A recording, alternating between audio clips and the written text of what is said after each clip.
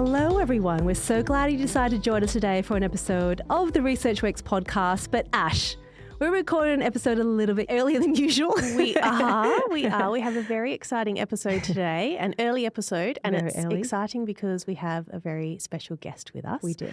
Please welcome Minister Bill Shorten. Hi. Welcome. As you look behind you, no, it's definitely you. Very modest. I was looking for the special guest.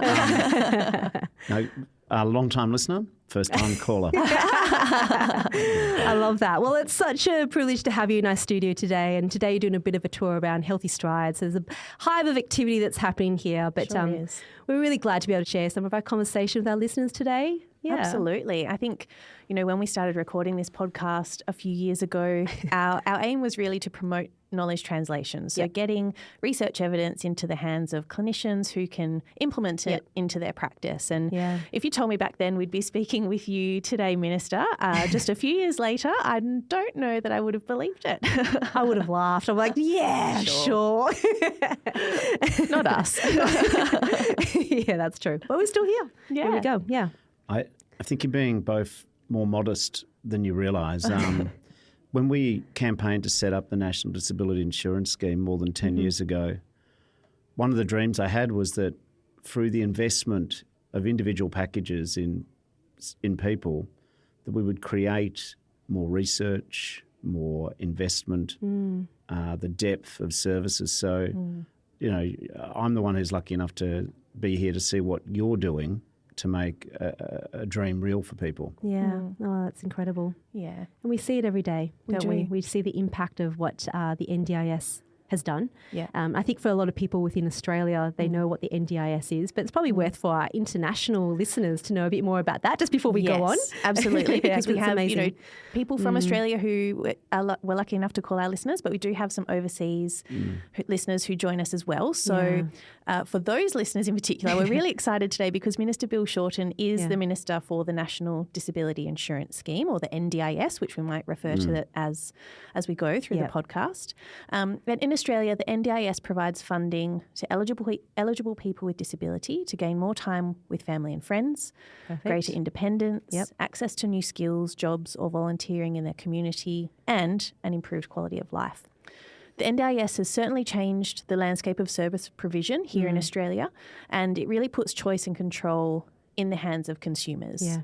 It's truly world leading. And we were just saying as you walk through the doors today, we wouldn't be around as an organisation, even doing knowledge translation if there wasn't that space to think about it and to be able to push the boundaries of what we can do. Yes. But before we get into some of the questions that we do have for the Minister, we probably haven't told him about the fact that we have an icebreaker question. No, but he is a long-time listener, so he'll be familiar with our icebreaker question. And we like to get those out of the way before we get into the serious stuff. By all means. Yep. Here we go. So our question for you today is, would you rather be chronically overdressed or chronically underdressed? I'd rather be overdressed, but more often than not, I'm underdressed. Oh. My wife has told me, stop wearing the tracksuit. COVID-19's over. Oh. You must go back to clothes which are not all sided by elastic. And that was such a hard transition as well. It was. And I have to admit, I'm still struggling with that. So if I do have a weekend at home, it's the elasticated pants all the way. Much more productive in my Ugg boots. Yeah, same. Yeah. Yeah, absolutely. So I'd like that aspire answer. to be overdressed, but more often than not underdressed. What about you, Dana? I think I would be the same. I aspire to be overdressed because we know what it's like to turn up to something and you just go, this is very inappropriate. So if you go overdressed, at least from that point of view, you can come in confidently and then you just make everyone else feel bad for not dressing to the occasion. You just you change pay the people a narrative. compliment of making the effort to dress up, but I'm a Gen Xer, so I can still remember when, and my family didn't have a lot of money when I was growing up, I can remember when we used to dress up to catch an aeroplane. Yeah. That is not a rule that applies anymore. No, it is not. No. That's so true. That's changed a lot. I actually went to the movies the other night for the first time in probably 5 years. There were people there in their pajamas. No. Yeah, they were very comfortable to go to. And I had made the effort, because I hadn't been for so many years, to put some nicer I would say clothes that on. would be the COVID effect. We watch movies in pajamas. Yeah, way and they had blankets with them. They had the Ugg boots on. But then there's this new fashion being invented. I don't know if it's a global fashion or an Australian fashion, the hoodie. Yes. I have seen There were that. lots of Woodies at the cinema that Have night. you got Woodies in the West yet, or that's next year? No, we have. It's made it across the Nullarbor. It has made its way, unfortunately. I mean, they're ugly and comfortable all at the same time. Yeah, well, at least it's marketed that way. It's unapologetically so. Absolutely. Will our overseas guests know what an Woodie is? How would you describe an Woodie? It's like a blanket that you wear. So it's, well, it has a hood. That's kind of the mechanism for putting it on. Yeah. You stick your head through the hood. Like a poncho. And then it, It's like an fluffy overdressed poncho. Yeah, Yes. fluffy, Yeah. warm, yeah. Well, what about, I feel like we've got a bit of a glimpse in terms of the chronically overdressed or underdressed, Ash. Where would you see yourself? Oh, I think if I'm going to an event, I'd rather be overdressed than underdressed because you can just own it, right? You own it, yeah. But perspective. my soul, deep in my soul, I just want to wear my tracksuit pants. Yeah. Well, there we go. We have NDIS and what's happening in our souls in common. Yeah, when it that's comes really to good. fashion. Wonderful. Well, we should probably get into the NDIS Let's then, do that. while we've still got the time Yes. to. All right, here we go. Well, it's been a great show and I've got to go. Thank you. Yeah. Quick question. I know, we asked about the Woodies. Okay. Yeah, sure. Minister, we read the beautiful foreword that you wrote for the Australian Cerebral Palsy Register report this year, 2023.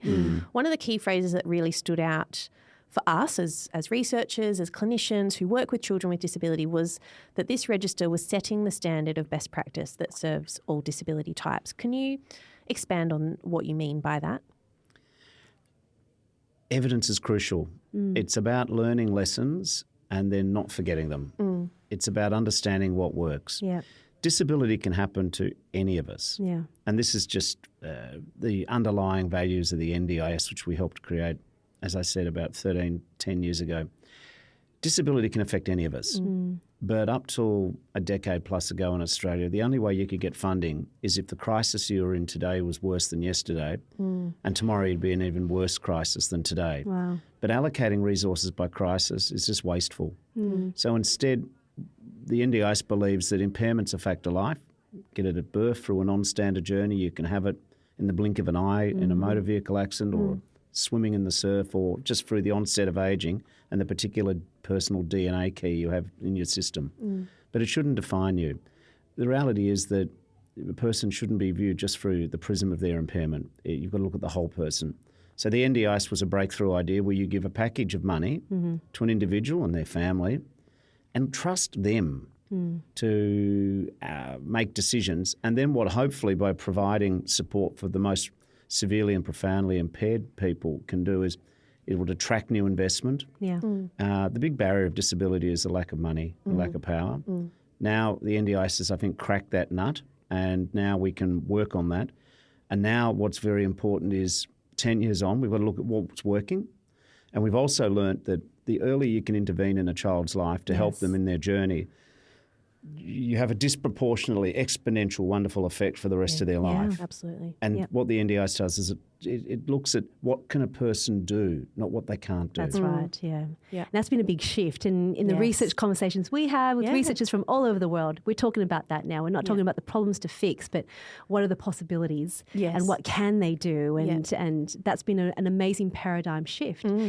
So, Minister, the sustainability of our NDIS is obviously always a huge topic of conversation. What's beautiful right now, we want to ensure will be here for future generations. So how do we decide where the best value for money is? Well, for our friends overseas, but also even for Australians who don't follow the ins and outs, there was a lot of unmet need in Australia. And what's happened is once we've rolled out this scheme, more people have put their hand up for some support than was previously estimated needed support. But that's fine. What's happened, though, is that sometimes where there's government money, you do get opportunistic behaviour by some service providers who seek to funnel some of that package to themselves. So what we need to do is make sure that when we're providing support for people in their budgets, that they access services that are reasonable and necessary, which are evidence-based. Yes, yep. So I think what you're doing here and just the daily transformations, that's evidence-based. Sometimes if you're a family and you've got a child who's taking a non-standard journey in terms of development, you can be desperate. You want to do everything you can. That's just it's called love. Yeah, that's right. Yep. But that means that sometimes people sell desperate families therapies which don't work. Yeah.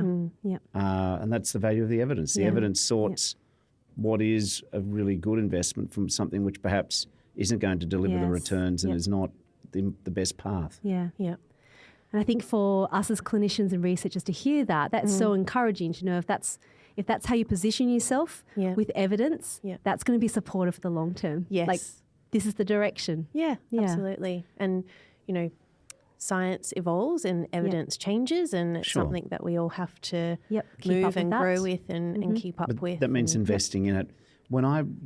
This is my second time as a politician covering the disability portfolio. I first got involved between 2007 and 2010. And the research world in disability was fragmented. Yeah.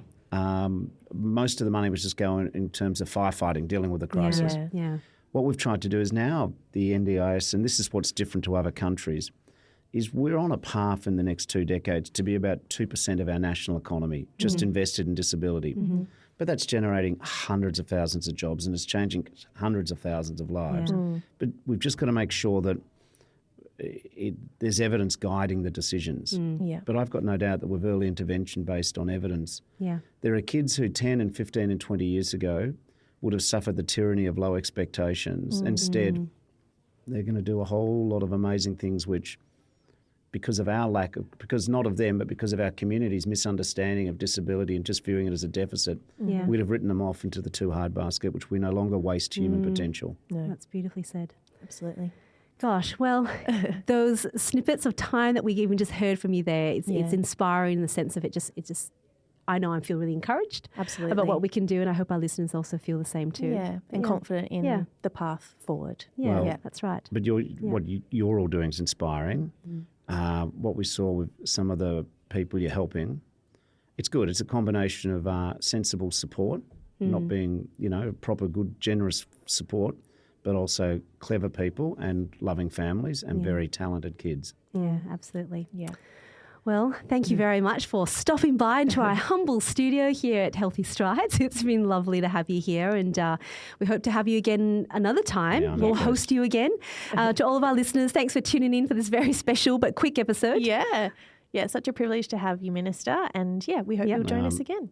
I'm Bill, and it's incredible. The privilege is all mine. There's a mutual admiration society going on this fabulous. podcast. Love it. I know, it's all happening. Well, thank you very much for listening, and we'll talk to you all again next time. Bye. Bye.